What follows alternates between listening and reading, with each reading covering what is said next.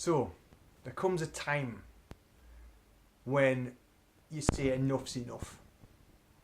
Being a martial artist for 30 years, I came to a point when I'd had enough of, despite grading to a high level, getting downgrades in martial arts, but still feeling the fear. That's why I knew there was something more to it. How am I a black belt? How can I fight but feel paralysed by this feeling which feels like it roots me to the spot? So I went and sought out the answers. And then I realised self-protection starts with the self. So it's always good to get these techniques to protect yourself and your family out in the streets. That's what I want for self-protection, self-defense. The thing is with self-defense is, defend means defend, which means something has to happen first to defend against. I'm not cool with that. I like to be proactive. So self-protection is taking the steps to protect you before anything happens. And this is what I'm talking about today, because the whole self-protection paradigm that I have learned and I teach starts with you. Self-protection against the self. It always starts with the self. But what do I mean?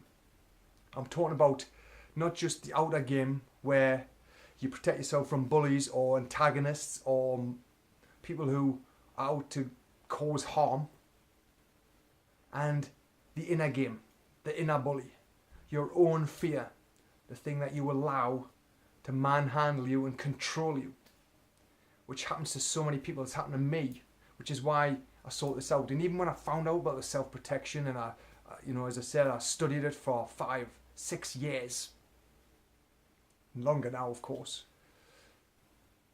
is the fact that I was still feeling it. I was able to master one element but not the next. And then I realised the same rules occur and the same rules apply. So first thing, awareness. Be aware of your surroundings.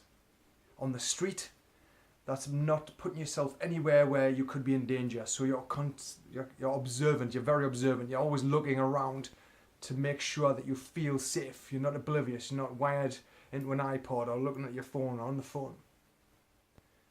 But awareness applies to yourself as well, being self-aware. That's the first thing, when you can feel that there's something right or something wrong or something missing, or something that doesn't feel like it feels heavy, something that doesn't feel good. So it always starts with a feeling. Your body tells you all the time what it's wanting to do.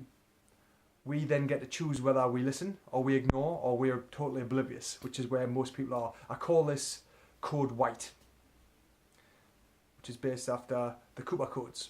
So code white, wide asleep, completely eyes open and totally oblivious to your surroundings. That is externally and internally. So it starts with a feeling, being aware. Then you can start looking at how can I be aligned with who I really am, not this bullshit version that I keep creating because I'm too scared to show up in the world. And then take action every single day, a bit like what I do with these videos. So awareness is the first thing. Avoidance is the next.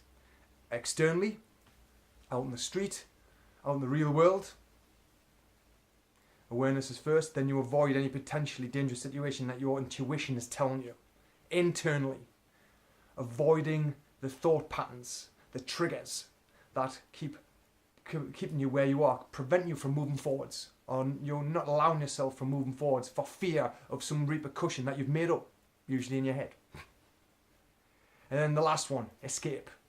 If at all possible, if you awareness avoidance has not worked, and the street you're trying to escape. And that all starts with preemption. So when I talk about escaping the street, it's about hitting first and hitting hard and escaping. Internally, yourself, your own self-awareness. Preemption's the same thing. Don't allow life to happen to you. Only allow life to happen for you. Because when life happens for you, it's because you are in control of it. That is what preemption means, internally. Take the bull by the horns, understand the triggers, listen to your awareness, listen to the avoidance, then preempt what you're going to do so you can have the life you want. So when you step forwards, you can have everything. escape the inner bully.